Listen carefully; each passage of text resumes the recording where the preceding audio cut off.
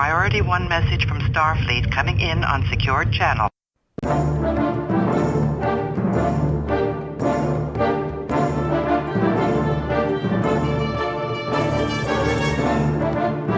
You are listening to the TrekRanks podcast, a member of the Tricorder Transmissions Podcast Network. This is episode 85, featuring the top 5 cliffhangers. Welcome, Star Trek fans. I am Jim Morehouse. I am the host of the TrekRanks podcast, and tonight we've got a very special show for you. Pretty excited about this one, not only because of our topic tonight, but we have a very special guest joining us who we will introduce in a second. But first, tonight's topic, it's just one of those classic TrekRanks shows. Tonight we're doing top 5 cliffhangers, and this one has been on our list for a while. It's one of those topics that when people hear it, they go, well, you haven't done that one yet? I'm like, nope, 85 episodes in, we've been saving it, and we're doing it tonight with 2 special guests. First up, returning for her 4th go-around on TrekRanks. She was most recently on our episode 80, which was our top 5 season 1 Picard moments, which is apropos for tonight. It's Brooke Horton. Welcome back, Brooke. Thank you for having me, as always. Yep, great to have you. You were killing it. And our second guest today, we don't want to make a big deal because I doubt anyone from Beta Annari would be comfortable with all this attention, but we're going to do it anyway. He's a huge Star Trek fan with a ton of Trek knowledge. He recently got to live the dream in an episode of Star Trek Picard, playing that amazing reptiloid from Beta Annari. That's right, it's Bjayzl's muscle, her fix-it man, her right-hand reptile. It's Mr. Vup himself. Mr. Dominic Burgess is with us. Dominic. Hi. Welcome to the show, man. Thanks so much. I'm so excited to be here. Thank you for having me. I am excited to have you on the show. It's rare that we can have someone. This show is pretty Star Trek heavy. I mean, it takes a lot of knowledge. So, you're in LA, right? What part of LA are you in? I'm in North Hollywood, and I've lived here for 13 years now, but originally from Stoke-on-Trent in England. Yeah, beautiful. And I know you've seen Dominic in a bunch of shows. He's been in Doctor Who, Supernatural, Modern Family. I just watched your Better Things this weekend. Oh, great. I love it. That's a great show. And, of course, he's Cheaty's boot bud from The Good Place as well. Uh-huh. And I have to give a special shout-out to Victor Buono, who's an actor that I watched as a kid. Oh, me too. He played him in Feud on Betty and Joan a few years ago, and it was the best part of that. It was just, what was that like? That guy, it was such an amazing character actor. Oh gosh, just a dream. And I had heard people compare me to Victor Buono beforehand, and I knew of him, but it wasn't until I started researching the show that I realized that I knew him from Batman, and that I knew him from an animated film that I loved, Flight of Dragons. And so then I was so enamored by him. That was one of my favorite experiences. Yeah, that was cool. I watched it. I remember him from, I think you Get Smart as well. So there's a bunch of those shows from growing up as a kid. So, all right, Dominic, for our first time guest, we'd like to get a quick Trek origin story. So, what's your Trek backstory? How'd you get into it? Have you seen it all, or what kind of what's your favorite Trek? Just give us kind of a snapshot of your Trek fandom. Yeah, I mean, you'll see when I come to my choices. That I caught a couple of episodes of the original series as I was growing up, and they would be on Channel 4. And then as I was going through high school, when I got home, The Next Generation would always be on BBC Two or Sky One, and so I would do my homework while that was sort of on in the background. And so I always enjoyed it, and it was always there, but I didn't sit down to watch it religiously. Yeah. And then I saw the films, and the more and more I saw, the more I fell in love with it. But it wasn't until Voyager came along that I was able to sit down and watch from pilot to finale week by week as it was airing. So Voyager for me has a very special place in my heart. And then as that went off the air, I went to drama school, and then I was poor and I didn't have a TV, so I missed a lot of Enterprise. And so the other shows were a lot of catch up and watching after the fact, and then buying the Blu-rays and catching up. but Voyager is my sit-down, tune-in every Monday night to watch it religiously show. Such an underrated show. Gets a lot of love on TrekRanks for sure. It's, you know, and it's still the one that I go back to now that I will put in most frequently to watch my favorite episodes. And I'm due a Deep Space Nine rewatch because I haven't gone through that in a long while. So I'm just finishing up the X-Files, and then I'm going to jump back into Deep Space Nine. How far are you going to go in the X-Files? All the way to the end? I restarted. I started at the pilot, and again, I haven't watched it in so long that I'm really just enjoying just popping an episode in every night before bed and just reliving it. It's amazing. I have Brooke, have you watched the X-Files? Absolutely. And I was going to ask, have you seen the new stuff yet? The last 2 new seasons yet? I have. Okay. So good. And I love seeing them back on screen together. And I'm just a fan. I'm a fan of a lot of things. Yep. So. The Lost Art of Forehead Sweat, I think, is my favorite episode of the X-Files. Oh my gosh, I auditioned for that. Oh, seriously? Really? Oh, God. I did. And that was enough, because there are dream shows that I would obviously love to work on. And I took photos in the casting office that just had, the X-Files logo. And that was enough for me as a human being to say, oh, that's awesome. I've been in the office and I auditioned, and it was a good audition, and I auditioned for the X-Files, and that's more than enough for me to be happy. That's awesome. Great all-time series for sure. All right, let's get into our TrekRanks recalibration and get into this topic. Cool. What are you recalibrating? Everything. It's a sweeping, a recalibration of all systems. First up, as regular listeners will know by now, general order number 1 here at the TrekRanks podcast that we love Trek, and we love to rank Trek via some deep dive topics just to get the conversation started. And remember, it's not about the ranks. That's just an excuse to talk about Star Trek. But what is that Vulcan motto? Infinite diversity. In infinite combinations. And what is diversity? But a celebration of differences. And as T'Pol and Dr. Phlox just said, TrekRanks is basically just a big old celebration of differences. There are no wrong answers here. It's not about being right or definitive in any way. It's just about sharing the things that we love about Trek.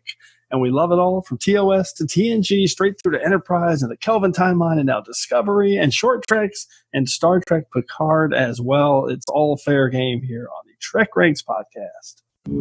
Black alert. Black alert. And a reminder that this episode of TrekRanks is current through Discovery Season 2 and the second season of Short Treks, and now, of course, through that first amazing season of Star Trek Picard. And one final reminder that we use episodes as a shorthand, but the 13 films are always in play as well. Interface, net access, channel 90. And you can find TrekRanks on the net access interface links at TrekRanks.com, and you can contact me directly on Twitter at TrekRanks or at Enterprise Extra. And you can also call and leave us a message with your own picks at 609-512-LLAP. That's 609-512-5527.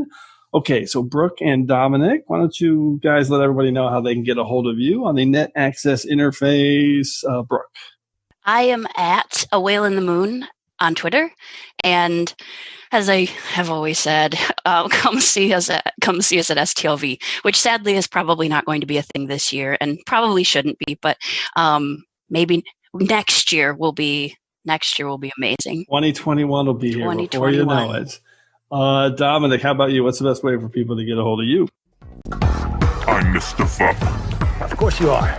Salutations. Yeah, I'm pretty active on Twitter, which I think I'm at Dominic Burgess. And on Instagram, I think I'm Dominic Burgess1 because someone beat me to the post. It's surprising. I'm not a fan of surprises. We're going to skip our normal diagnostic cycle and jump straight into our prime directives and figure out kind of how everybody narrowed down their list tonight. I do not concur with your captain's decision. She's following our prime directive. Define prime directive. Okay, so quickly, before we get into everyone's prime directives and and how they narrowed down their list, I just want to quickly break down what we mean by cliffhangers so we're clear. So back in episode 18 of TrekRanks, we did our top 5 two-parters, which is kind of a similar topic, but obviously different from a cliffhanger. So that's a nice companion piece if you want to go back and check it out. But I want to highlight, here at TrekRanks, we fully endorse cheating. And I actually thought about it a little bit for this episode. So if anyone picks Star Trek 3, The Search for Spock, and Kirk kicking Christopher Lloyd in the face in a literal cliffhanger, that would be fine. But that's not the kind of cliffhanger we're looking for tonight. We're looking for those big cliffhangers that are the conclusion of an episode, setting up the next episode with some crazy drama. But I will say, after doing this topic, I realized that doing top 5 scenes on a cliff is definitely going to happen because there are so many Star Trek scenes that take place on cliffs. Can we come back and do that one as like a second, as the second interpretation of our topic? Yeah, maybe we'll do that when we get to our scenes on a cliff because man, there's a ton. Okay. So Brooke, how'd you narrow down your list? What was your prime directive for figuring out this topic? So my picks are all cliffhangers that I experienced in what I guess I'd call real time. But what I really mean is that I saw them and had to wait at some point. So I saw them years before the days of streaming. And for that reason, the writing device of a cliffhanger was kind of allowed to work on me in the way that I think the writers intended it to. The buildup and the tension and the anticlimax of the whole thing. And when it comes to the resolution, I honestly intentionally chose not to take that into account at all. Whatever episode or film comes next is to me kind of immaterial to whether or not the cliffhanger was in itself effective. So I really just asked myself how I would have felt about each of these picks if the next episode had never come to fruition. Would I have been left with this like satisfying, unscratched itch? And for each one, the answer was like a resounding yes. So, ooh, very clever way to look at it. So you were trying to think of like the anti-binge a little bit, right? Yeah. If there had to be a gap between you watching the two. Because that's when it was, a lot of this stuff was written, aside from, Picard and Discovery, it was written for a time when they were going to make you wait. And that was the intentionality behind it. So I figured that kind of needed to work its way in. I like that. Okay. How about you, Dominic? How'd you break it down? Brooke and I have exactly the same prime directive. Yes. That's awesome.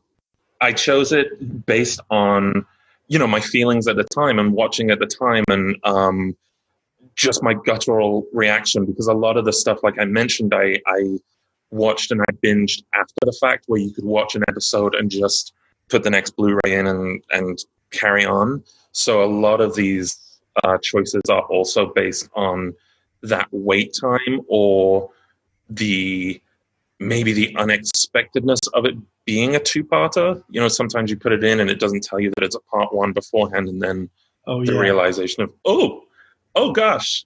Yeah. So yeah, exactly the same. All right, that is great. I think we're basically the same age too, so it kind of makes sense. We're coming from having watched all this stuff basically in sync. Yeah. So. Well, the funny part is I haven't watched any Trek that wasn't that I could binge, because I've seen it all basically live since 87, or Oh wow! Because I watched TOS as a kid, and then pretty much haven't missed an episode since 87. That's a pedigree. I'm a little bit into it. So okay, let's. So for my prime directive, I thought about a few things in terms of kind of like what makes a good cliffhanger, and does the part 2 matter in terms of how you think about the cliffhanger? And I kind of landed on, there could be kind of like a major character reveal that's maybe a quiet moment, or there's also these big action moments. And I was trying to maybe narrow it down on based on that, but I ended up with a little bit of everything on my list. So pretty good mixed bag of big action moments and these quiet character or story beat reveals that were so memorable and impactful. So in the end, I just picked the 5 coolest cliffhangers I could think of, and I tried not to take into account that part 2 element of it, so we're all a little bit similar in that regard. Okay, I think we're ready to have Third Roboticon introduce us to the order of things. I am a Jem'Hadar. He is a Vorta. It is the order of things. Thank you, Third Demoniclon. And as always, just a quick reminder on how we're going to go through the order of things. First, each of us will reveal our 5-word summary and a hashtag to tease our pick. Then we'll reveal our top 5 cliffhanger and the specific reasons we're highlighting it. And at the end, we'll ask everyone for a few secondary system selections for the picks that just missed our list. And as always, if we have any duplicate picks, make sure you listen for the Defiant Torpedoes. All right, Brooke, let's kick this off with you. What's your number 5 pick for a top 5 cliffhanger? All right, my 5 words, Genesis is going to work. And my hashtag is life from lifelessness. Yes. And my number 5 pick is Star Trek II, The Wrath of Khan. Yes. At the time of the premiere of The Wrath of Khan, my parents still didn't want to have kids. So I certainly did not see it when it originally premiered. And it was years later. And when I did see it, it was on, because I remember it was on a rented VHS. And even if the Search for Spock had been sitting there on the shelf, we had this strict 1 rental a week policy, and I had a little sister and we had to compromise. And so suffice it to say that my prime directive does apply to this one because it took ages for me to see the third film. And because of that, I did get to experience the potency of the cliffhanger. The death of Spock was obviously profound for everyone. And so that glimmer of hope when we saw the casket on the surface of this green, breathing Genesis planet was like literally and figuratively life-bringing after such a gut-wrenching tragedy. It wasn't a cruel cliffhanger. I feel like a lot of them are intentionally putting you in a state of anxiety. This was a really hopeful one. And I wanted to kick off my list with this one because Star Trek's about hope. So Wrath of Khan, go rent it. It's a classic. This is one of my toughest cuts. When you're 15 and you watch this movie and you have no idea there's going to be a third movie, it's cruel. Trust me. Yeah. I was watching it live thinking, man, Spock is gone. I can't believe it. With no comprehension at all that he could ever or might come back. But I'm glad he did. Dominic, what's your take on the Wrath of Khan cliffhanger? Oh, man, I think Brooke and I might actually be the same person who have just separated at birth. Because same thing, we would have a rental shop that we would go to on Saturday nights, and I would just trade out 3 choices all the time that were Transformers the movie, Gremlins, and Wrath of Khan. And they were my 3 choices on a cycle. And this, I wondered about putting Wrath of Khan in there too. And it's one of my soundtrack choices that when I'm walking or working out, I will put on that soundtrack, and it's just beautiful. And the editing, everything about it is it's stellar. It's just a wonderful film. There's a reason it's remembered as maybe the pinnacle of the franchise. And you're right, the James Horner soundtrack is incredible. So, all right, awesome start, Brooke. Okay, Dominic, how about you? What's your round 5 pick? Okay, my 5 words are: so fandom doesn't eat me. Hashtag obvious choice is maybe the best choice. And it's the best of both worlds. Yes. Well, yeah. Of course. And I had to put it in here, and I knew it would come up at some point. Yep. And it's an incredible episode, and obviously Picard gets taken by the Borg, and I was contemplating my 5 words as either being so fandom doesn't eat me or more Shelby on screen, please. Oh, yes, please. Because I loved her character, and I love the dynamic between her and Riker and their confrontation in the turbo lift and that animosity that she brought in. And even though I think when I first saw Best of Both Worlds, it would have been on BBC 2 or Sky 1, and the way that they were airing them when I saw them, I think I probably saw the continuation the next day. So I didn't have that anxiety about what was going to happen. But it's still just an incredible episode that I can still put in at any time and enjoy. Yeah, I mean, we have 2 of the biggest episodes in the history of Trek chosen here first, without question. And yeah, longest summer ever for me, watching the Best of Both Worlds in 1990. iconic, epic, no doubt. I'd be surprised if it doesn't come up again. But Brooke, what's your take on the best of both worlds? Yeah, it's a necessary choice. I mean, even if you only had to wait a day, the way they left us felt pretty extreme. Like I did not feel that there was a guarantee that we were coming back from that. You know what I mean? That Picard was coming back from that, because it was really dire straits. So yeah, any amount of time waiting, except my TNG watch was post Netflix, so I'm sure I mashed the next button to move very quickly on to what was the resolution. Man, you didn't even have to watch the opening credits. You skipped. You had to wait 3 seconds to watch it. I never skipped the opening credits on Star Trek ever. Good. Same. All right, amazing. And let's give a shout out to Star Trek Picard continuing those moments with in the Impossible Box with Picard seeing his face superimposed over Locutus. Amazing. Okay, let's close out round 5 with my number 5 pick. I got another big iconic moment. 5 words and a hashtag. Indeed, you have found him. Hashtag Cowboy Diplomacy. And it's TNG Season 5, episode Unification, Part 1, where Spock meets Captain Picard.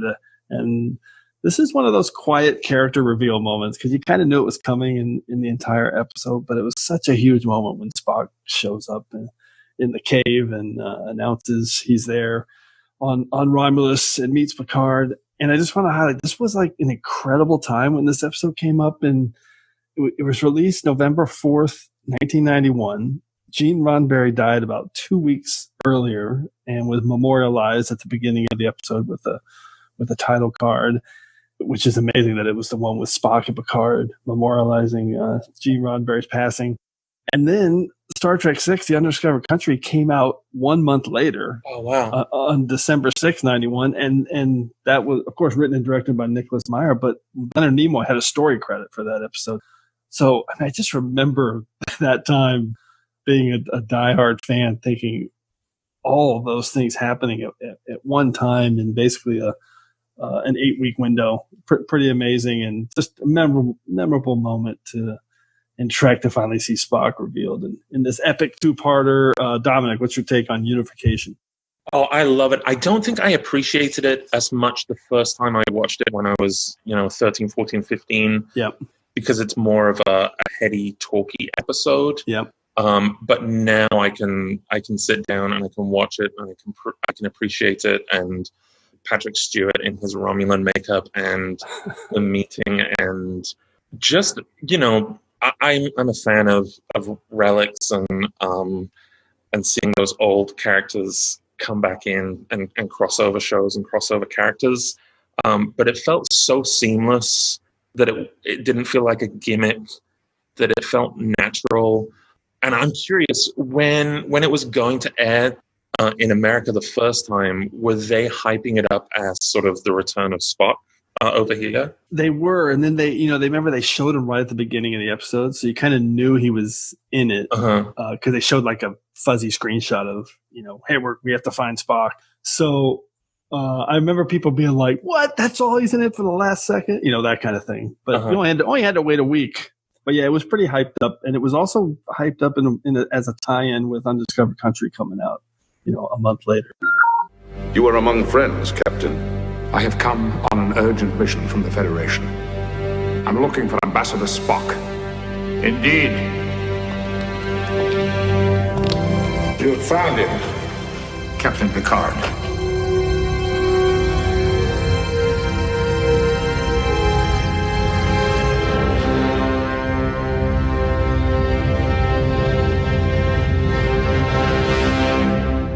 Yeah, it was pretty big, and we didn't mention it, but there's also those amazing moments in part 2 with Spock and Data, who are kind of playing similar characters, talking about their story arcs. Brooke, what was your take on Unification? Oh, it's a good pick. I feel like we're kind of harkening back to when we did crossovers. This TNG got to kick off a really nice tradition. So it's a great choice. Yep. Okay. Let's go to round. We have 3 classics in round 5. So let's go to round 4. Brooke, what is your number 4 top 5 cliffhanger? All right. 5 words. You're too late. We're everywhere. Hashtag, oh, fuck. Oh, man. I know My this one. my number 4 pick is The Adversary, Season 3, Episode 26 of Deep Space Nine. Fantastic. I've mentioned on this show before that Deep Space Nine was my first Star Trek and is my great love in Star Trek.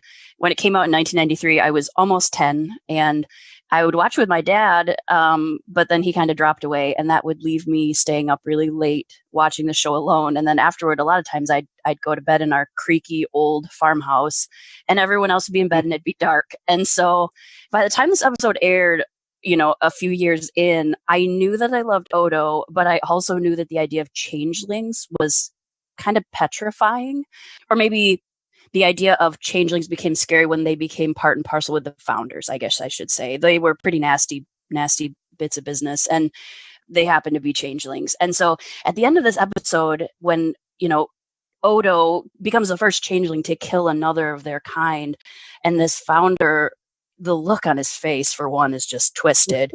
But as he dies, he whispers something to Odo that we later find out, as he's telling Sisko, is, we're everywhere, that you're too late.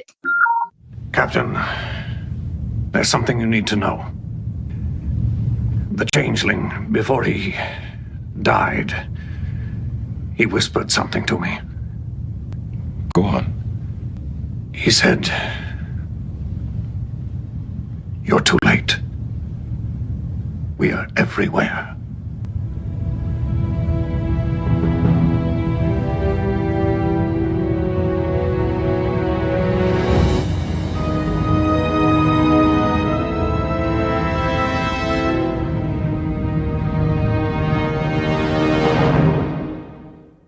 It sent my imagination off in a million directions. And I'll admit, at the age I was, it was both in universe, it set my imagination off, and then also I remember for a while that I was really afraid that my bed was a changeling. I remember the night I watched this because it was late and I was alone, and I was like, oh shit, they could be anything. So needless to say, it was not a good night for me, but the cliffhanger did its job perfectly, because I think maybe not exactly what I felt with the bed, and but it made me feel what I think it was supposed to make me feel, which was just dread. Dominic, don't tell us that you thought your bed was a changeling. No. I'm looking forward to doing my Deep Space Nine rewatch, because I haven't given it the same due more recently. Is this is the one? Does the other changeling put his arm through Odo? Yes. Yeah. In this, yes. When they're fighting on the Defiant. Yeah. Yes, I know where you're at. And is this the last time we see Avery Brooks with a full head of hair? I think, I think it is. Or it was, or maybe, no, it was right before this. He changed right before this, I think. Or maybe it was wait. Or was it early season 4? This was combo hair and goatee. No, because he added, first they changed his title, then they added the goatee, then he got rid of his hair. But I can never quite remember. Terrible. You've asked the one stumping question on this show. I know. I can never remember. Like the Explorers is the first time he had the goatee. I know that. You're right. But I'm looking. Oh, and wait, and Adversary is the first time he was captain. So I know 2 out of the 3. I just can't remember when he was bald for the first time, which I think was Way of the Warrior. It was. Yeah, we know it. Come on, this is TrekRanks. Yeah. We figured it out. Yeah, because I remember Way of the Warrior was my introduction to Deep Space Nine, because I couldn't. Yes. I'm going way off track. I'm so sorry. But my dad and I would duke out the remote control, and I would be watching X-Files or Buffy, and so I couldn't watch Deep Space Nine because he would be watching football or basketball. Right. So the VHS of Way of the Warrior was my introduction to Deep Space Nine, and then I went backwards. I mean, it's a great way to actually. It's like a new second pilot for the series in many ways. All right, that is awesome. Let's go to Dominic's round 4 pick. What do you got? All right, my 5 words are the little ship that could, and my hashtag is ransom so savage. Oh, he's a bastard. And it's Equinox. Yeah, I'm so glad you picked this. Oh, and I just loved.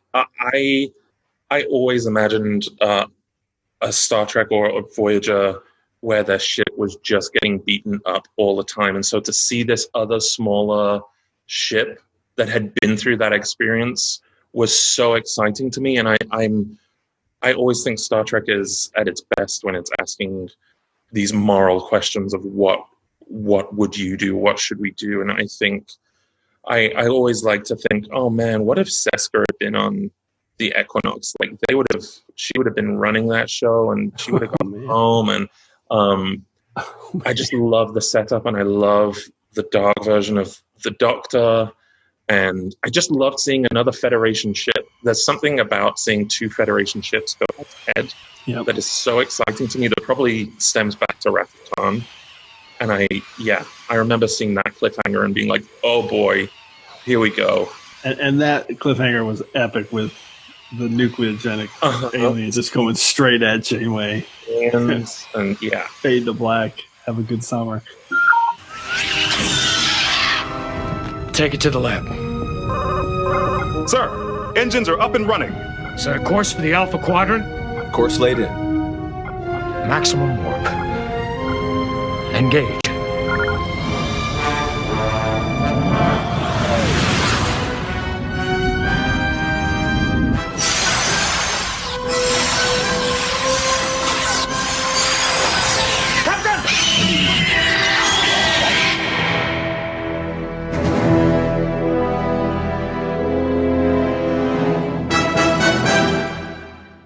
I love this pick. This is actually my last cut. I really wanted to include it, so I'm really glad you did. I hate Captain Ransom. I love John Savage. What a great actor. But yeah, I'm the big animal lover. So when I see those poor little nucleogenic aliens getting tormented, it just kills me. Absolutely kills me. But I've never heard that before. If Seska had been on Equinox. Holy crap, that was scary. He was all about getting home at any cost. Yep. And it was a nice mirror to see what Voyager could have become had they not have stuck to their principles. And so then I would daydream and be like, oh man, I wonder if, if there was ever a mirror universe episode of Voyager, if, B'Elanna would have been get home at all costs and Seska, and if they would have deleted the Doctor's ethical subroutines, and if Suda would have been there, and yeah. They would have. Brooke, what's your take on Equinox? Great pick. And I am in full support of every pick Dom makes for his First Love show. Because we are probably the same person. I do TrekRanks from my heart. I'm a sappy TrekRanks picker, so I have a feeling he might be too. Aren't we all? Okay, well, this is perfect because my round 4 pick, 5 words and a hashtag, holograms invade Voyager's Nazi bunker. Hashtag, yep, you heard that right. Holograms are invading Voyager's Nazi bunker, and it's the killing game from Voyager Season 4. And, of course, it's this holographic World War II soldiers who are moving in on the decks of Voyager, which I will always remember the first time I saw this. It's this big action cliffhanger finale moment, and the scope and the level of the visual effects with the CGI of this explosion and the decks open and these soldiers. If you don't remember, it's there's a ton going on with this, with Seven and Janeway and Tuvok and Chakotay and the invasion of the Americans in this small French town, and it ends up with this huge explosion, and Harry's on the bridge, and at the last shot is Chakotay just telling these holographic troops to go invade that high-tech Nazi bunker that they think is on the ship. And I just remember those, just mouth agape watching that CGI, early CGI and those visual effects. And you know what? It just occurred to me, Dominic, you would have made a kick-ass Hirogen. Oh. So yeah. We need to make sure that people... I'll come back. I'll go back. Get that on someone's radar over at Secret Hideout. You need to be the next Jeff Combs. I'll take it. You need six how many? 6 characters? Something. Man, those Hirogens. Yeah, you would fit the mold there. So what's your take on the killing game, Dominic? Oh, I love the Killing Game. Again, same reason. Seeing, is it like 3 decks at the end? Just 3 decks. Huge, sort of showing through the holodeck, and Seven as a singer in this nightclub, and Neelix just out delivering his bread and wine and getting stopped by these Herodian Nazis. And, looking back on it now, they have B'Elanna, and she's sort of this pregnant resistance fighter, and just the fun ways that the writers, work around that stuff. Yeah, it's a fun twist on sort of, it's not a time travel episode, but, it's got that mix of his historical stuff. And don't we see Janeway as a Klingon right at the beginning? Yeah, I think I'm not sure. Maybe it's in part 2, but Neelix and Janeway are both Klingons. Yes, so that's right. Yeah, it's just a fun episode. Brooke, what's your take on this pick? It's a great choice. Just that it was definitely on my list. Just missed it. And as a cliffhanger, I just remember being like, "Wow, they really raised the bar." Yeah, it was big. It felt like they kind of brought it. Yep.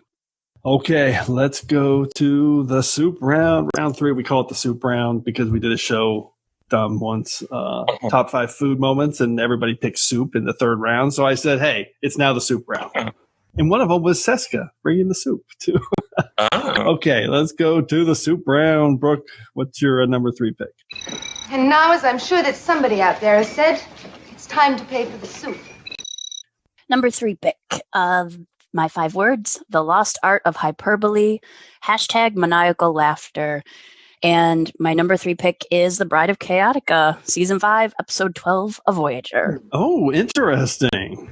Yeah, so this is the only one that really doesn't align with my Prime Directive, but I had to pick it. It's a fantastic episode of Star Trek, obviously, and for this episode of TrekRanks, it's kind of a perfect meta episode, since Tom and Harry discussed the craft of hyperbole and the nature of a cliffhanger in storytelling in the very beginning. And then to top it off, the episode itself ends on what isn't like a linear Voyager story cliffhanger, but it's an in-universe cliffhanger for the Captain Proton saga. So it's like we're not the ones left dangling, but the characters are the ones left dangling. This one's kind of mind-bendy. So I had to pick it. I think it's a brilliant episode. I am floored by your genius. Not only the meta, because they talk about cliffhangers. I love that moment where Harry's like, that didn't even happen in the last episode. What are they talking about? Because they're just building the drama.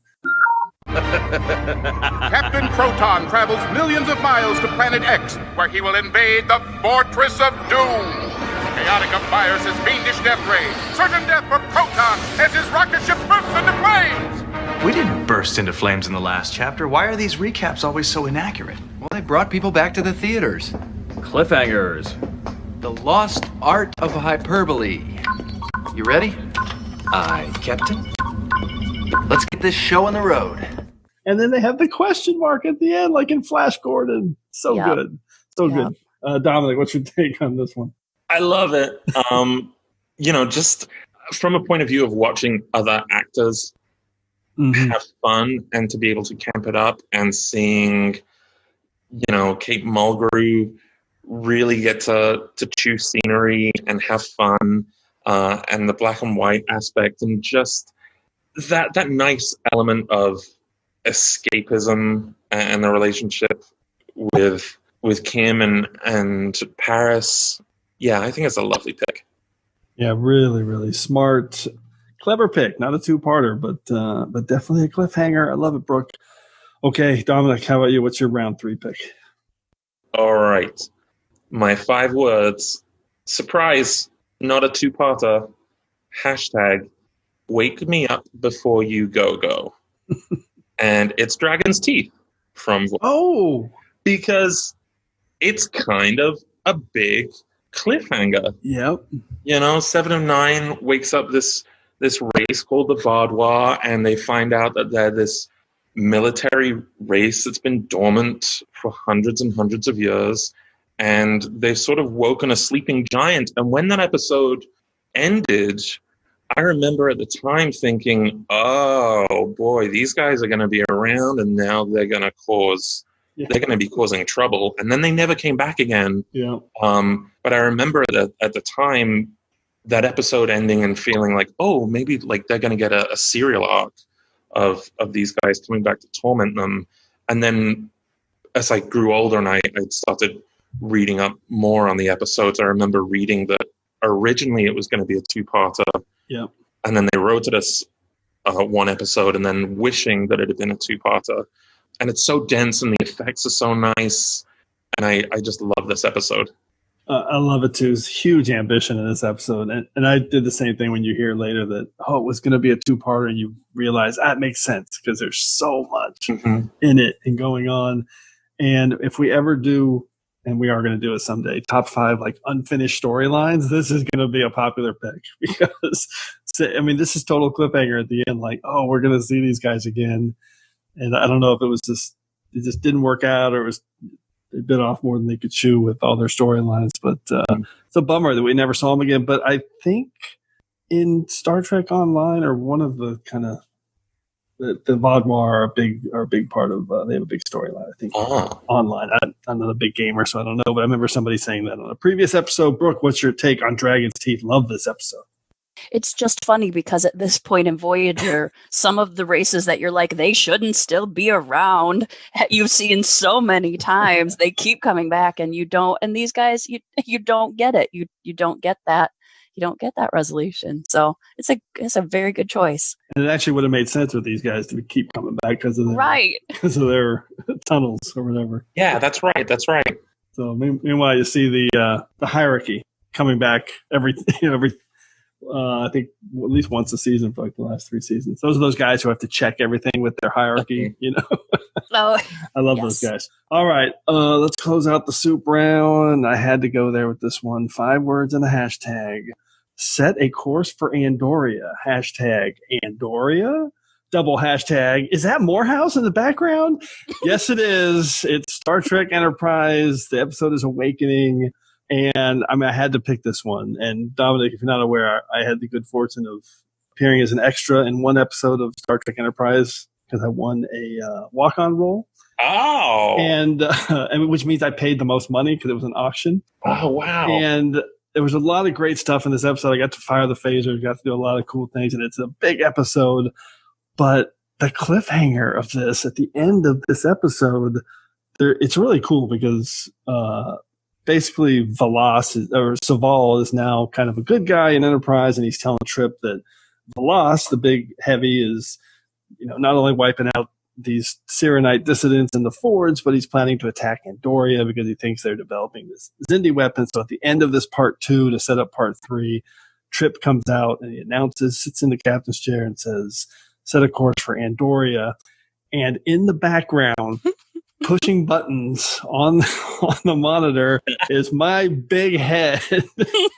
And I love this moment because they shot this scene twice. And in the first scene, I was just doing my thing, just standing where they told me. And for the second take of this, the first AD, this awesome dude named David Trotty, who I'll never forget, came up to me and said, hey, he moved me one step to the left. And they shot it again. And that's the cut that made the episode. And literally he's saying, Vulcan intelligence claims the Andorians are developing a weapon, possibly based on Xindi technology. You don't believe it? I suspect Valas is using the claim to advance an agenda. He's persuaded the High Command to launch a preemptive strike. He's going to start an interstellar war. One that could devastate Andoria and Vulcan, and eventually involve other worlds, including Earth. Set a course for Andoria. Andoria? Maximum warp.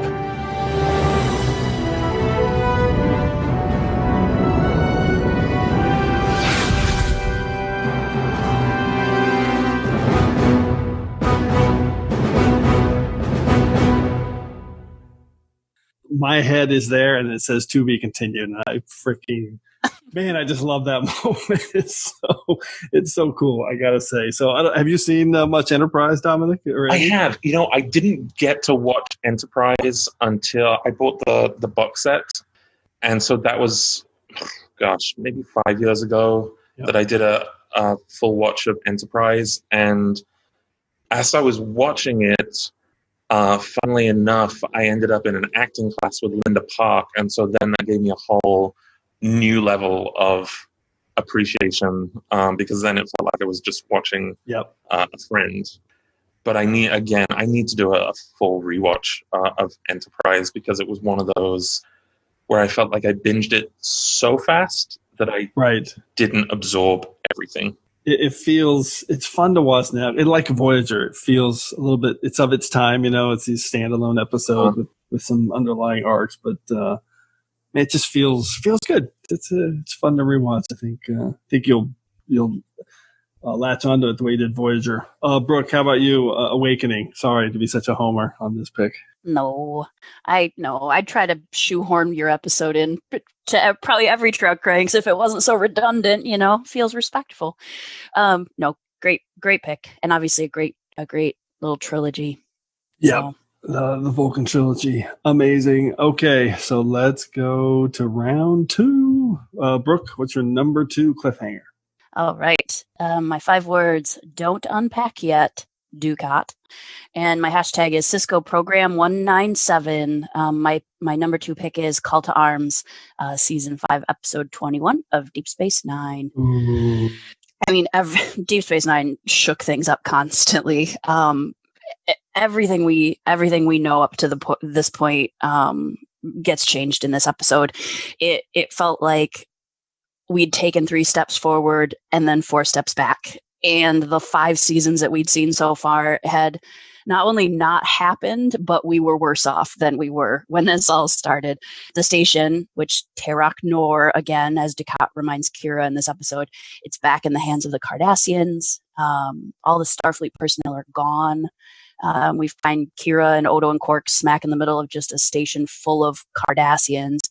It feels a lot like it felt, or you imagine it felt, right before, the very first episode of the series. I remember being really distraught watching this episode when it aired in 97. Everything I'd fallen in love with had been really completely upended.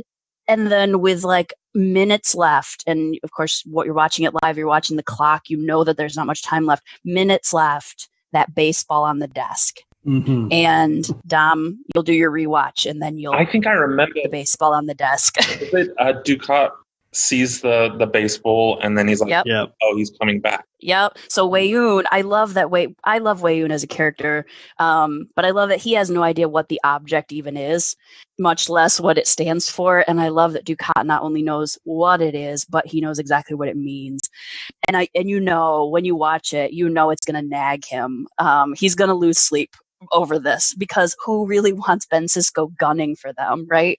So at the end of the episode, I feel like it was devastating and everything was wrong, but that baseball sent us as viewers the same message it sent to Dukat, which is basically like, don't get too comfortable. Your days on Deep Space Nine are going to be numbered, and Sisko's going to be back. And I mean, what a way to end a season. I love it. So good. The baseball moment. Iconic. So Dom, you remember this one?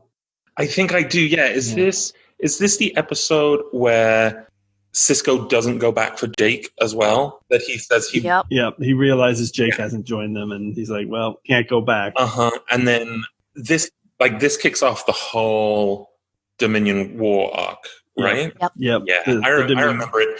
I think with Deep Space Nine, because I did binge and watch a lot of the episodes start to sort of blend in their arcs. Yeah. But I remember so clearly the baseball on the table and the shot of the fleet join. Is this? Oh yeah. Like the Klingons and everyone joining together for the first time in their fleet. Yep. So that's where it was devastating, right? The whole thing. I mean, it's devastating. You really feel like you're being reset. Rom's back working at the bar. I mean, it's just like, what happened the last 5 years? And then, but there are these little moments where it's like, oh yeah, it's going to be big. Like when you get back after the summer, this is going to be big. Yep, huge moment. I love this pick. I definitely considered it a classic. Okay, Dom, how about you? Round 2. What's your number 2 cliffhanger? My 5 words. Deck 5 blows up good. Oh. Hashtag I like my Voyager in pieces. And it's Year of Hell, Part 1. Oh, so good. Oh, man. So good. Remember my jaw dropping when the doctor's in the Jeffries tube and he's waiting for those crewmen to make it and he closes it, and just the shot of the systematic explosion along the hull of the ship. And I just don't remember seeing that kind of damage on a Federation ship, on a TV show, and then the climax with all the escape pods leaving, and it felt so desperate. And I just there's part of my heart that wishes that was what Voyager was throughout. And so just to get a taste of how hard it could have been was so satisfying for me.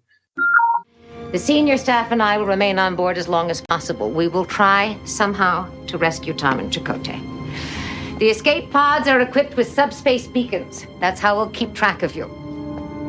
When we find each other again, and we will find each other again, I expect all of you to be in one piece with some interesting stories to tell.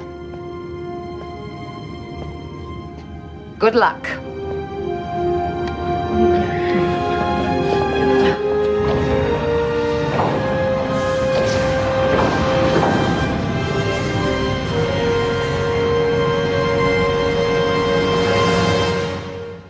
And I remember just seeing that cliffhanger and being in awe. Yeah, another incredible special effect where they just raise the bar for the things you see in Star Trek. And yeah, we hear that a lot on Voyager because obviously it wasn't that show. It was they kind of reset it. But, that was also the time, and that's the era. I've heard Brandon Braga say, that's not what the show was. So we're resetting every week, which is also comforting. But Year of Hell is especially popular for that exact reason, I think. So, Brooke, what's your take on Year of Hell? Nope, just everything Dom said. Year of Hell's great. Janeway in those moments, and I'm glad you highlighted that the doctor pulling that door shut. That's a heartbreaker. Brilliant. Okay, let's go to my round 2 pick. 5 words and a hashtag.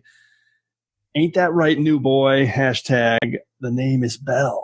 Or Cisco, or Avery Books, doesn't matter, because this is an awesome cliffhanger, and that's my entire hashtag. Past tense, it's DS9's past tense, part 1. I love this episode when Cisco assumes the identity of Gabriel Bell. This is actually my all-time favorite number 1 ranked episode at DS9 TrekRanks. And I remember when it was like in the middle of season 3, and I do remember when this happened, when Cisco quickly just assumes the role of Gabriel Bell, which is an awesome moment because it's instant and it just makes sense and you don't see it really coming, and it's smooth, and he just calmly and forcefully says the name's Bell, Gabriel Bell. I've waited a long time for this, and I know I won't be disappointed. Ain't that right, new boy? The name is Bell. Gabriel Bell.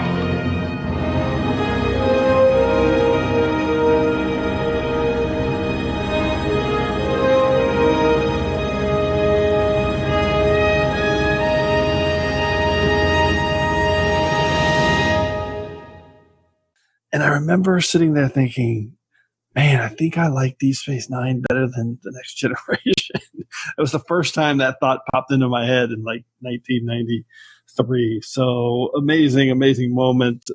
Brooke, what's your memory of past tense? It's a good memory. Yeah, Cisco just, that's part of his character, right? That instinctual knowing exactly what has to happen in a moment, and just like there's no thought. He just clicks into wherever he needs to be, whatever he needs to do. This one was this was like number 6 on my list. This is a great Great choice. It's chills, like chill-inducing. This is a chill-inducing cliffhanger. Yeah, so memorable. Dom, do you remember this one? I do, yeah, and it's so funny that I feel like society is heading towards that now, and so it's still, it still resonates storytelling-wise because we're so close to. It feels like we're so close to that. So yeah, this definitely still has an impact today. Yeah, it's scary how prescient that episode is. We're 4 years away from the Bell Riots, people. 4 years. Feels like they're going to happen. Okay. Brooke, what's your number one cliffhanger? All right. I'm sticking with my comfort show. Okay. My 5 words are maybe a year, maybe yesterday. And my hashtag is living that nonlinear lifestyle. And my number one pick is What You Leave Behind, Season 7, Episode 25 of Deep Space Nine, and specifically the cliffhanger that is Captain Benjamin Sisko. Oh, you're breaking my heart.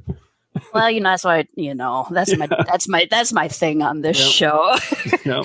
So here's what's funny though. After I compile my list to do a TrekRanks recording, and I know I'm not going to make any changes, I go and I peek at your list, Jim, on the website. And just to see where the episodes that I picked have landed for you. And the funny thing is, your 5 words on TrekRanks for this episode are that the finale ties up every thread. And then here I am picking, this is my number one cliffhanger and essentially loose thread. That's a terrible 5 words, Morehouse. What do you think? No, not at all. Because in some ways it did give us resolution, but in a lot of ways it didn't. I love this finale, and obviously the Deep Space Nine documentary has given it has cast this whole different light on the whole thing, on the whole season, and where everybody is. But I mean, I love this finale. The Deep Space Nine Way You Look Tonight, like trumpet music, that's my alarm clock. Like I wake up to that every single morning. That's how much I love this finale. It was a crazy emotional ride of an episode when it first aired, and that hasn't gone away in any repeats. I still feel pretty much the exact same emotions every time. And a big part of the emotion was seeing where all these characters were going to end up. They're moving on. We get resolution for everyone.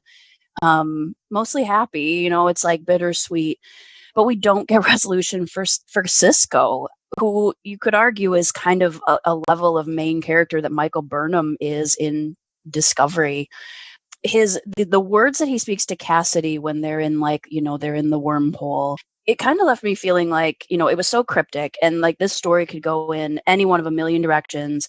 And I think what killed me is that I was never going to find out which direction it actually went. I wasn't going to know what his eventual reality was going to be like. And so just like the baseball at the end of Call to Arms kind of signaled that Sisko would be back, he said he would be back, but we don't ever get to find out when. And I feel like there's just no other unknown in Star Trek that I guess was that impactful to me. And to write a cliffhanger intentionally without a resolution and knowing that no new season is coming, that there is not going to be an answer, it was like crazy brave. And I don't know, just really amazing.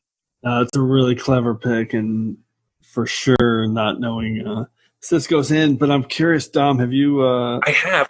Because I watched it a long time ago, but I'm just due a rewatch, and so I know the ending, and I remember feeling so satisfied. It felt like everyone was going off in their own disparate directions. Right. But everyone was, happy and looking towards the future, whereas I guess, TNG ended and they were still there together as a family unit, and we never saw, after Voyager got home to Earth, really what happened to that family unit, I guess, until, 7 of 9 in Picard, we know that she's fragmented off.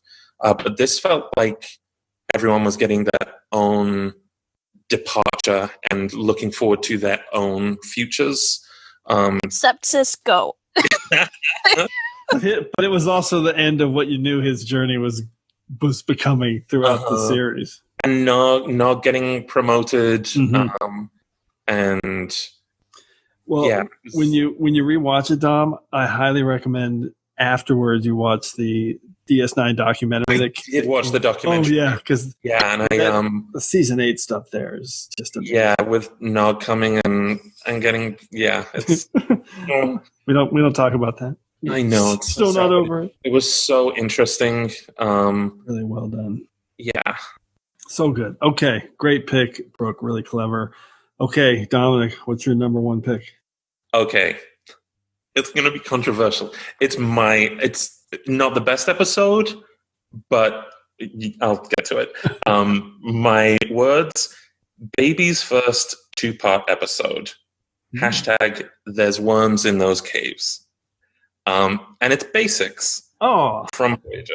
Because this was the first time that I, as a Star Trek viewer, had to wait for however many months it was before Sky One started showing the next season. So this was my first, oh no, I have to wait to see the resolution of this. And I love Brad Dourif. Oh, so good. I love Jessica. I love that they got abandoned on a planet. And I don't think I had watched an episode where they sort of hinted at those giant worms in the cave. And anytime Voyager lands on a planet, I'm there for it. So for me, it was a mind-blowing episode for me, just for those reasons. Totally agree. We just talked about this. I can't remember what episode, but we talked about Brad Dourif and his incredible portrayal of Lon Suter. So good in part 2, where he kind of has that hero moment. Yeah. And I love your hashtag, the worms in the cave. And by the way, there's an amazing scene on a cliff where they're trying to get past, and one of the guys gets eaten. Amazing. Brooke, what's your take on basics? It's obviously a totally fitting pick, but I also really like that you picked it because it's the first time you had to experience something like this. That's a great choice. Mm-hmm. Yeah, that's cool. I think it's super underrated. And I love the season 2 arc that leads up to it because I'm a huge Seska fan. So all of that kind of intrigue with the Kazon and everything was awesome. Great pick. I think as a viewer in England, I could be wrong. Maybe I'm remembering it all wrong because I collected the Voyager VHS tapes as well. And I feel like the way that it was released in England was that Basics was the series 1 finale, or the way that they'd ordered it in England on the VHS tapes. I don't remember how it worked out, but I remember having to wait and then getting so confused that it was the series 2 finale in America. Maybe I'm remembering things horribly wrong. One of our buddies, Lee Hutchison, in Scotland, runs the VHS Twitter account for Star Trek. Their VHS covers. So when he hears this, he is going to be like, "Okay, here's the covers." Or maybe wait, hold on. Maybe I'm doing it wrong. No, I think I'm right. I think I'm right. So would they be out? They were released maybe out of order. Maybe. I don't know. Maybe I'm remembering it so horribly wrong. But it was a cliffhanger to you. That's all that matters. That's what matters. That's all that matters. All right. Well, awesome number 1 picks from you guys. And for me, we're going standard. And because there's no way I was not going to pick 5 words in a hashtag, Trek's iconic pop culture moment, hashtag longest summer ever. And of course, it's TNG's The Best of Both Worlds. And yeah, that moment with that camera pan and the music and Riker saying fire and the whole Locutus aboard, just amazing. And I even had Shelby in my notes too, Dom, because she's incredible. Super cool character, and man, wish we could have saw more of her as well. But yeah, this was easily my number 1 pick because it is definitely the most painful and longest summer ever for me between cliffhangers. So any final thoughts from you guys on Best of Both Worlds, Brooke? Just a very, very fitting way to wrap it all up.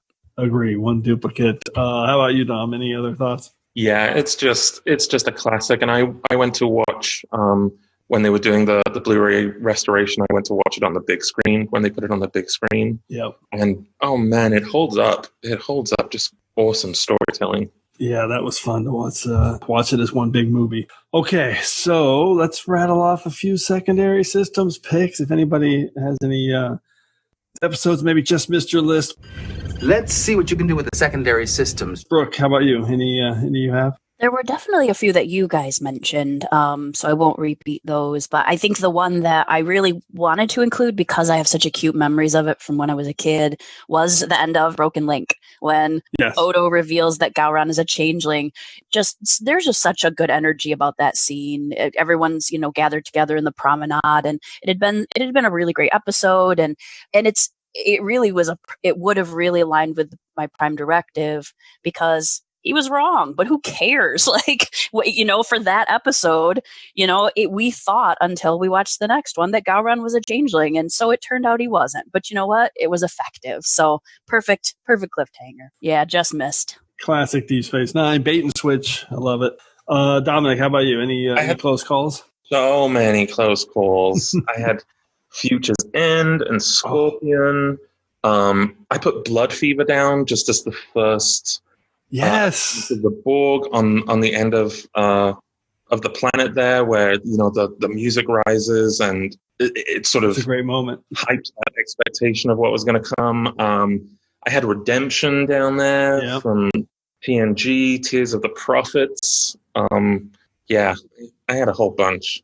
Tears of the Prophets, that one hurts. I had Redemption too. That's a classic and one of my favorite episodes. I said Equinox was my toughest cut.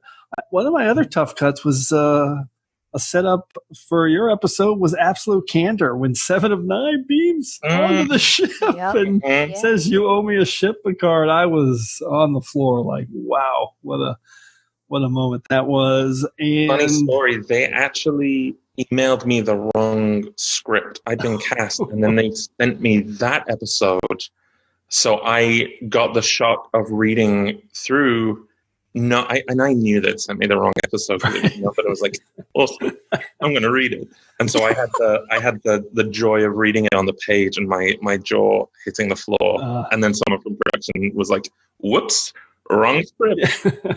Don't read it." Yeah, the final 15 minutes of that episode was really, really incredible for me. And then, I had Wrath of Khan as on my list. And then I'm going to give a special shout out, because I love anytime, I love old school sci-fi, and anytime an alien space Nazi shows up in the end of not the end of Stormfront, but the end of Enterprise Season 3, 0 Hour, when the space Nazi shows up and Archer's in the middle of a World War II, medical tent, and all of a sudden there's a space Nazi, and they cut to Season 4. Wow, that I actually really enjoyed that, because I just thought it was a classic OG sci-fi moment. And awesome picks. On the edge of my seat for all these picks. Great cliffhangers. All right, let's get into our regeneration cycle, and we'll go through some stats and quick recap of our picks. Computer, activate regeneration cycle. Alcoves Beta and Gamma. Okay, Brooke, let's start with you. Recap your top 5 cliffhangers. All right. Number 5 was The Wrath of Khan and Spock's casket on the Genesis planet. My number 4 pick was Deep Space Nine's The Adversary and the realization that the founders had infiltrated everything.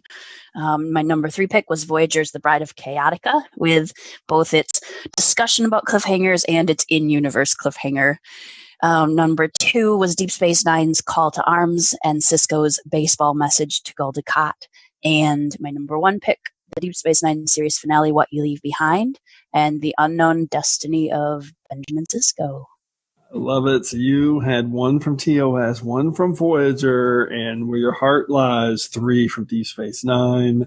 It's the place where I belong. Of course. You know, Jim. Dominic, how about you? Recap yours. All right, we had number 5, Best of Both Worlds, TNG, and Picard becoming Locutus. Number 4 was Equinox, and Equinox leaving Voyager in the dust. And number 3 was Dragon's Teeth, and the setup for a militant alien race that we never got the payoff for. Number 2 was Year of Hell, and just watching Voyager get beaten up. And number 1 was Basics, and watching the crew get stranded on an alien planet, and it's close to my heart because it was my first cliffhanger that I had to wait for. Love it. And I forgot we can't mention Basics without saying R.I.P. Hogan. Poor Hogan. Okay, so you had 1 from TNG and 4 from Voyager, which we love. I'm so sorry. Love that. No, that's fantastic. That's where the love is. My top 5 was number 5 from TNG, Unification and the revelation of Spock at the end with Picard. Number 4 from Voyager, The Killing Game and the crazy special effect of Voyager's decks all being blown out from the inside. Number 3 was Enterprise, my home cooking pick of Awakening, because I was in the background when Trip says, set a course to Andoria. And number 2, one of my all-time favorite Star Trek episodes, Deep Space Nine's Past Tense. The name is Bell, Gabriel Bell. And number 1, similar to your pick, Dominic, but it's the closest to my heart, is The Best of Both Worlds from TNG. So I had 2 from TNG and then 1 each from Voyager, Enterprise, and Deep Space Nine. So we had 1 duplicate, and the breakdown is that we had 1 each from TOS and Enterprise, 3 from TNG, 4 from Deep Space Nine, and Voyager led the way with 6. So love seeing Voyager get some love. All right, but as always, we have once again entered a temporal causality loop. So before we can depart, it's time to hear from you. The Enterprise has been caught up in a temporal causality loop, and I suspect that something similar may have happened to you. And for this week's temporal causality loop, we're going back to episode 80 in our top 5 Picard season 1 moments.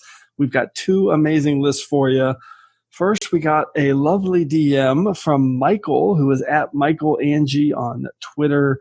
And he included his picks and a little commentary on Picard season 1. And I wanted just to read it quickly because it's really cool. So he starts with, I just wanted to tell you how much I love TrekRanks and just share with you my top 5 Picard season 1 moments. I only started listening to podcasts last year, so I've not heard every episode, but it's lovely company during the nights and always cheers me up. We love to hear that. He says, I've not been moved to actually share my picks before, but your Picard episode was really quite an emotional one and reminded me what a roller coaster ride the series was and how many amazing moments it has. So here is his list of moments that he thought were especially moving, and he lists them in chronological order. So number 1, Picard with number 1 in remembrance, walking onto the patio and chatting with Laris and Zhaban. He said it's just so naturalistic, so real, and he loves when Laris says, our little assassin, to number 1, and that is a super cool moment. Number 2, he had the very brief scene in The End is the Beginning where Girardi listens to the Casselian opera just before O appears. Musically and visually, it's just so gorgeous, especially with that huge floating structure in the sky. Number 3, he had Riker greeting Picard in Nepenthe with his cry of, oh man, and then their hug. Their more restrained goodbye at the end of Nemesis was beautiful too, but I'm glad we saw more, and not just their mutual respect, but of their real warmth of their long friendship. Number 4, he had Soji and Picard's conversation in broken pieces talking about Data, especially when Soji says he loved you, such a stop in your tracks, beautiful emotional moment, something we never knew before. Number 5, he's cheating a bit here. We love cheating on TrekRanks. He has Picard's death with the grief-stricken reaction of his friends, especially Rafi and Girardi, followed by the scenes between Seven and Rios, and particularly Rafi and Eleanor. These actors are all so amazing, and it was perfectly written. And he adds that he thought Picard really had something to say, continuing Trek's tradition of social commentary and the philosophical question of what it means to be human and or sentient. And he also says, I love hearing your cats on the show. So we love that. He has a beautiful cat named Tally, so we're going to have Lieutenant Gravy, our cat, give a shout out to Tally. And I know, Dom, you have cats too, right? How many cats do you have? 5. 5. You are awesome. You are awesome. We have 3. So, Brooke, how many cats? Just Alice. Just Alice. The one. Yep. But if you don't mind, I want to say thank you to Michael, because not only for sending that great list, but he's made some really, as a guest on that Picard show, he's said some really wonderful things on Twitter about his response to listening to the episode and the positivity and the celebration of what we loved about it. And that's obviously totally in line with the TrekRanks philosophy. But I appreciate his Trek positivity on Twitter. So thanks, Michael. Yeah, he's a lovely guy. It was nice to get that. Okay, and then this one, pay attention. This is amazing. We got a list from Ross Webster, and I just read a list from him on the last show. This guy is a master wordsmith. So he has put together 5 amazing moments from Picard Season 1. His 5 words and a hashtag each feature a 5-word summary with a riff on a TOS series episode title. Wow. And honestly, I'm blown away by this one. And Dominic, you're going to like this one. Here we go. This is from Ross Webster, who is on Twitter at STRK1701. That's Star Trek with no vowels.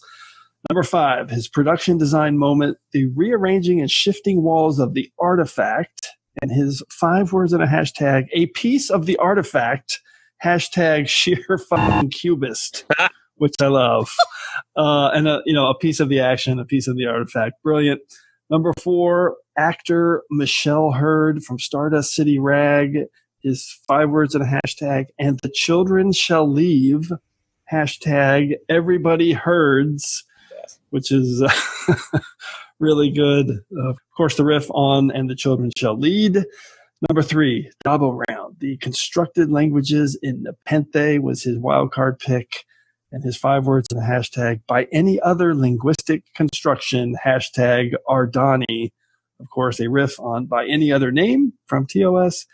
His number 2, his character from Stardust City Rag, 5 words and a hashtag, is there in truth olfaction? Hashtag the free cloud minder.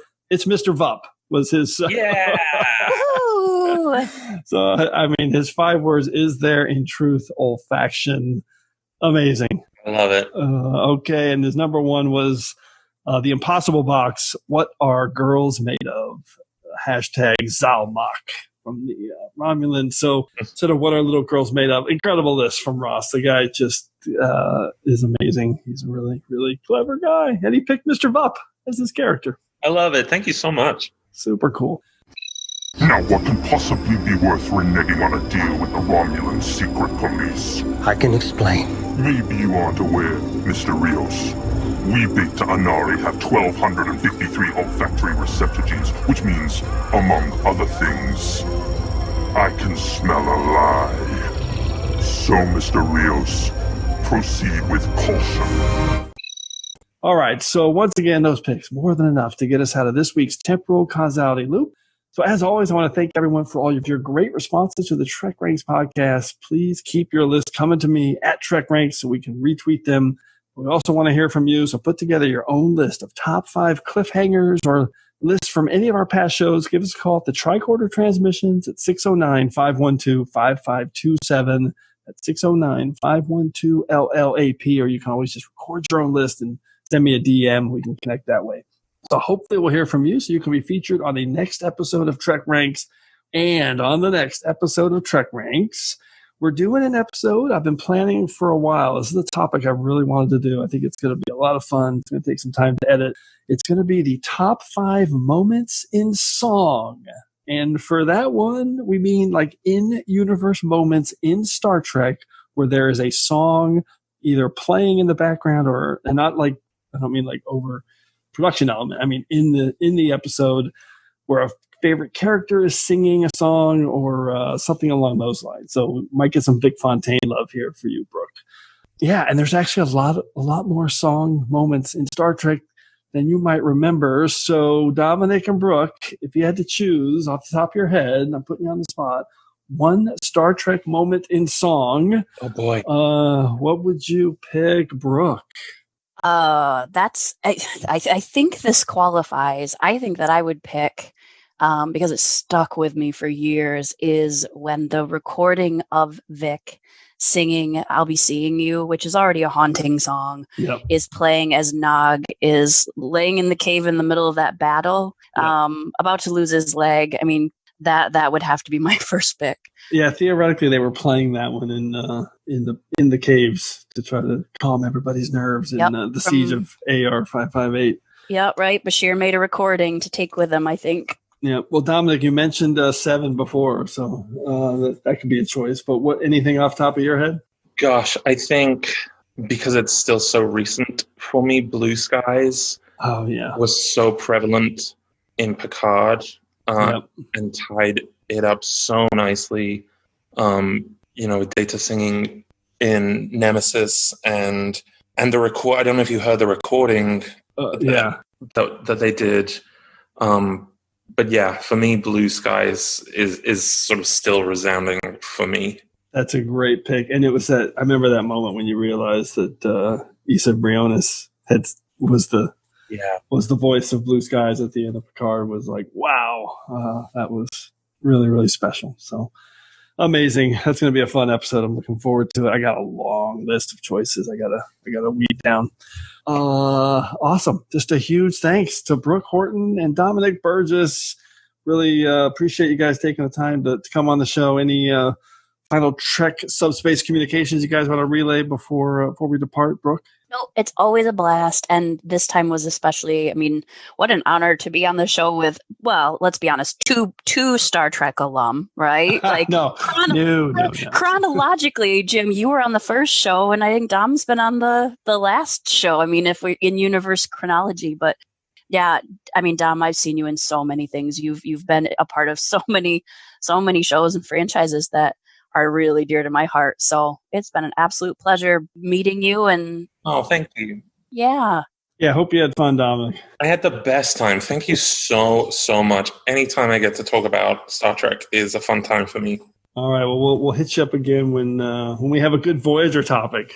Oh my gosh, please do. I actually have just been doing some research, and I lied to you horrifically because Basics was the season 2 finale on the UK VHS tapes. Okay, all right, good. This is my public apology. No, so we'll our friend Lee will have looked it up for nothing, and we love it. All right, awesome job, guys. Really appreciate it. Oh, and we had a call to arms mention. I always end with my quote from Call to Arms.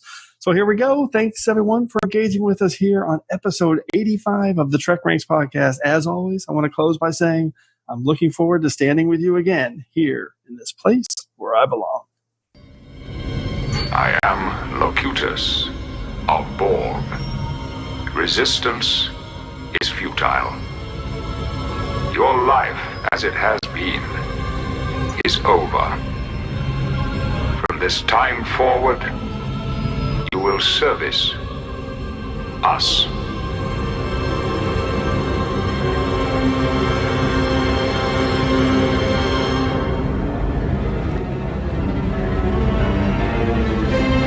Mr. Worf,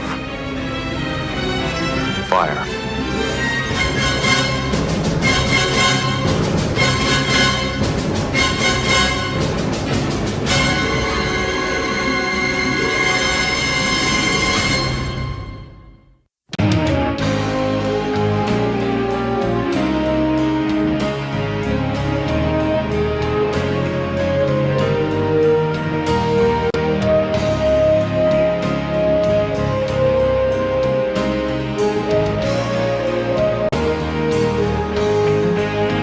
Just want to remind everyone again that the entire TrekRanks catalog is available for you to download and listen to at TrekRanks.com and on your podcast player of choice.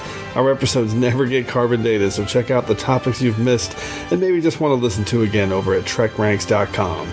And a reminder to check out our friends 5-Year Mission at 5yearmission.net. They're writing a song for every episode of Star Trek, and you won't believe how great their music is. They also have a podcast at the Trek Geeks Network, so seek them out. You won't regret it.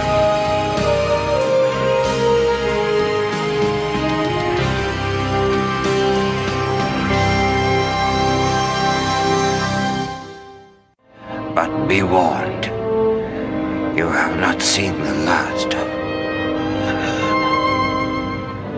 Chaotica.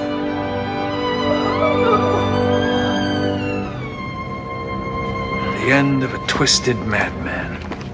And you're going to miss him. A little.